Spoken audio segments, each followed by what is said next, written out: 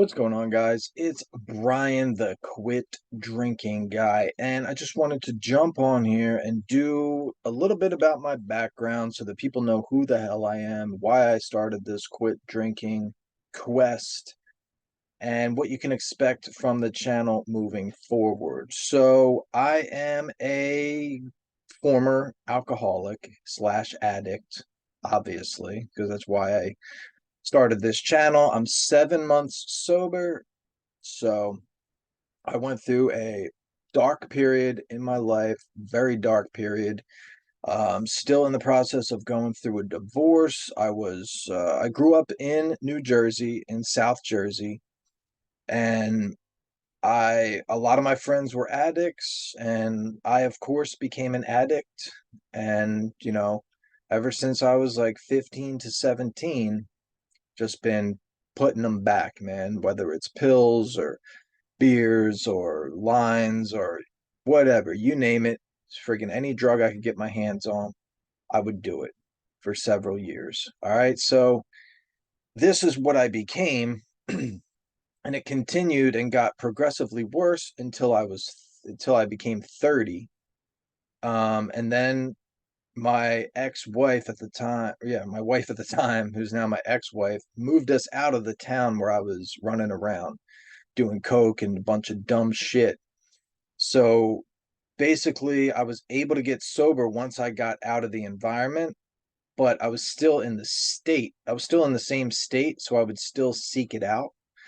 So one of the biggest changes that happened for me to actually get sober was to leave the state that I was in, because all the people that I knew and people and places that I was getting the drugs from, they were right there, and it it was easy access. So once I got out of the environment, I was able to maintain short periods of sobriety, but I would always be coming back to New Jersey because I had family there, and I ended up getting a house a couple years ago. I ended up getting a house right near the town where I had all of my addiction problems. And as soon as I moved back there, I noticed that something happened to my brain when I was driving around in the same town where I knew all of my buddies had overdosed and died. Every time I would drive through this section of town, I would think about all these guys that overdosed and how they were good kids. They used to play soccer and all this stuff, and they ended up dying. And that's like I started having all these flashbacks of all the people that died, and I would think about it like every day. Every time I would drive through the same town, I would think about the same people that died. And that's what actually started haunting me. So I wanted to get out of there, but me and my wife could not agree on where to move to. So this created this huge rift in our relationship because I felt like I had to get out of there. I knew that I had to get out of there. I just needed to get out for at least a couple of years so that I could have some time to recover from, the being haunted by this addiction from my past. But she didn't want to leave because she wanted to stay near her family, and I had to leave, and it just created this huge problem because I didn't want to leave by myself without her. But then she started telling me, well, if you really want to leave, then just leave on your own.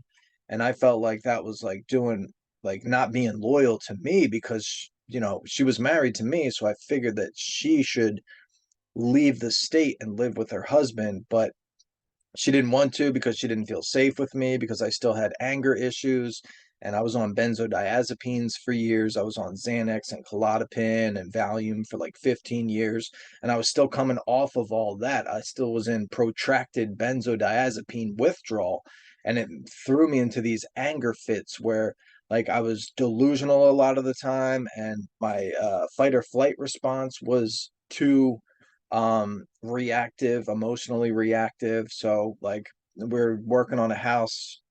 Like she did come with me, so I got to give her credit. She did come with me and come out to Colorado for a while and work on flipping the houses.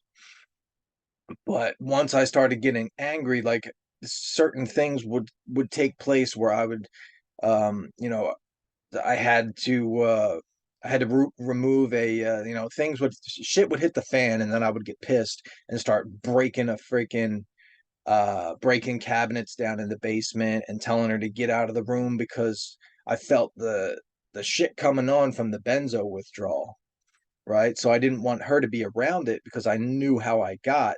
But like me waking her up in the middle of the night, telling her to get out of the room, that made her feel unsafe. And I don't blame her for that. So that's why she never felt safe coming back to Colorado with me. But I was forced to go back to New Jersey where I had all these bad memories. And she refused to leave with me again because she didn't feel safe because how I acted last time. And then it created this huge rift in our relationship where I felt like I had to get out of there. I knew that I had to get out of there to survive, and she didn't want to leave because she didn't feel safe with me. So I ended up getting a house in New Jersey right near the spot where I was addicted, and then of course I ended up relapsing because my business was taken from me, and I was forced to work a regular job, so I just started drinking like every day, and then I started ordering ketamine off the deep web, and one of my packages got seized in the mail, and the freaking postal inspectors showed up at my wife's parents' house asking, who sent these packages, and it was like ecstasy and Ritalin and weed cartridges. And then I was ordering ketamine off the deep web and doing all this shit, and I overdosed multiple times, ended up in the hospital, and she still would not leave the state. And then it just kept leading down a horrible, a more horrible path. And luckily I survived, but now I'm gone. I left the state. We're getting a divorce because it deteriorated so much that we're actually just getting a divorce now. And so yeah, I mean, that's my freaking story and my story of addiction. And the thing is, the main thing that I would say, the main takeaway that I learned from being an addict and achieving sobriety, I'm 7 months sober now, is you have to get out of the environment that you're in, that you're using it. Otherwise, it's going to be extremely difficult to maintain any type of sobriety, right? Like, because people go to rehab and they'll get sober and they'll stay sober for like a year or something like that. But what happens a lot of times is as soon as people go back to their hometowns, the towns that they became addicts in, their chance for relapse is like 80, 90%. You have to get out of your hometown. And I know that's extremely painful and extremely difficult, especially with the state of the financial markets and the economy and all this stuff. But it's difficult, but you have to do it. You have to make the sacrifice to get the hell out of the town where you became an addict in. Otherwise, you're not going to be able to maintain sobriety. You're just not. I mean, yeah, I'm sure there's some people that do it. If you go to AA and you have a really good support system in your town, then you can do it. But there's something about the environment that wires your brain where you know where to go get those substances. You went to that liquor store so many times. It's a repeatable circuit that's ingrained in your neurotransmitters. It's your brain's favorite neural pathway that it takes every time you're stressed out, every time something bad happens, every time you get into an accident, every time you get into a fight, every time something bad happens at work, et cetera, et cetera, et cetera. Your brain goes to take that same neural pathway. That's why you have to get out of the environment that you became sick in. All right, that's all I had on this one, guys. Thanks for watching, and I will be back with some more alcohol sobriety content. So this I'm just going to put up as my sobriety story. All right. So thanks again and peace.